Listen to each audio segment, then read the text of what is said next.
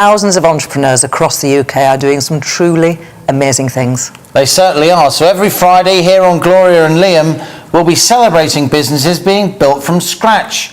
Just like us, just like GBNews. It's something that we are calling Startup Britain. From ambulance technician to entrepreneur, our first guest used his experience working with rough sleepers to create an impressive portable shelter to help the homeless, and he's here now to tell us all about it. Welcome, Ross Bundy. Thank you. Thanks for having me. Tell us, what is this? Well, this is a rough prototype of a shelter that you can use as a suitcase, really. You can store your belongings in it, and it extends to 7 foot 8 long. So a tall person can sleep in it with a dog, actually, if you needed to, because they all wanted their dogs to be in them. I got the idea from a young man that I met a few times when I at work, who basically told me he needed, when he slept in a cardboard box, he felt safer, just because of the pretense of the walls, and he wanted a permanent cardboard box. So I couldn't get anyone to make it, so I made this rough version myself and tested it out, and we had a few people try it out, and it was quite successful. So yeah. Now we can't get the shelter out here in the studio, but we've got some film of what actually happens. Just talk us through it. We can see it on our screens now, Ross. Yeah, this is the actual shelter extended, and inside there is going to be a motor attached to the wheels, which is going to have a battery which is charged, and then you can charge your mobile phone or plug in a heating element or a heating blanket to keep warm, and some lighting. And it's going to be waterproof, and hopefully it's going to be we're going to make a polyethylene with a fire retardancy in it so that it doesn't.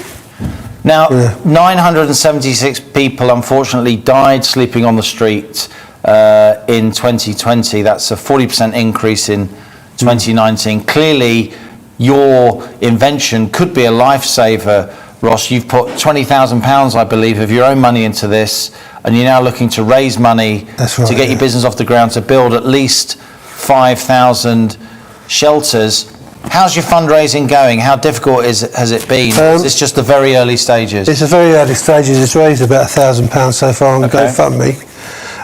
Obviously, I'm very grateful to the people that have donated so far. I'm just going to keep it running and try as hard as I can to get the money to get as many of them made as I can. I also want to run it as a retail business. There's a lot of retail opportunities for it, and hopefully they'll subsidise the homeless side of it. I can then give as many shelters as I can to homeless people. And why is helping people who are homeless, why is that a passion of yours? Well, I've seen firsthand what it can do to people, and I think we all could be in a situation where we could end up homeless. We don't know what was around the corner. So you work as an ambulance technician? Yeah, and I think everybody deserves the right to be safe. If you choose that life or you end up with that life, I think we've got the right to actually be safe while we are. You're very vulnerable living on the streets, and I think somebody should have some protection if they choose or end up that way. How much do you think you need to raise to really get this business off the ground, Ross? I've set a target for £50,000. And that will allow you to produce? That will allow me to start.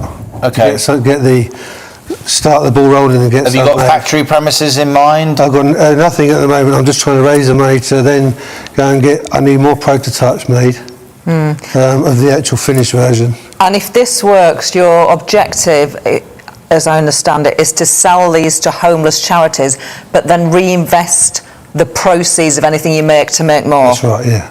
So it's not like a get-rich No. I need scheme for you. I want to actually, it's got to be a self-sustaining business so I can keep supplying them. And this object that you created, and it's incredible how compact it is, given that it extends to almost 8 foot long, and you can sleep in it, you can get warm in there, you can keep your possessions in there. I mean, this could be a lifesaver. It really could. Yeah, I think it makes a difference between freezing to death, really, in the cold weather, and protects you from the elements, protects you from any abuse you might get from people going, because they do get a lot of physical and verbal abuse. If people want to donate and help you with your fundraising, how do they do it? If they go on the GoFundMe site, help Ross get these shelters to the homeless, or go on my website www.smartshelter.co.uk, and there's a link there.